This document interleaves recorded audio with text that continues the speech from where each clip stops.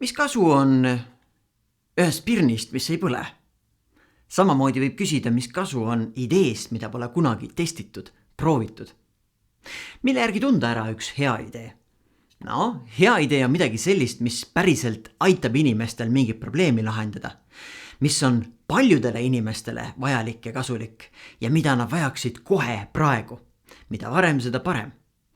Heale ideele me saame anda hoogu juurde näiteks ideede konkursil, kus meil on võimalik tulla, oma ideed esitleda, saada mentoritelt tagasisidet, õppida koolitusprogrammis, kuidas selle ideega siis toime tulla, kuidas seda ellu viia.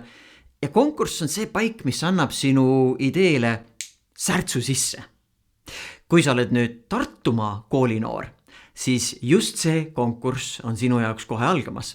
Selle nimi on Noorte välk ja lisaks mentorite toele, lisaks koolitustele on tegelikult seal ka mõned rahalised auhinnad, millega enda idee testimisele hoogu juurde anda.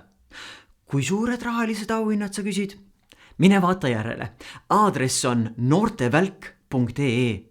Noortevälk.ee on aadress, kuhu minna tutvuda tingimustega ja 30. oktoober on kuupäev, mis ajaks on tarvis enda idee esmane kavand ära esitada, et siis hüpata programmi rongi peale ja anda enda ideele särts sisse.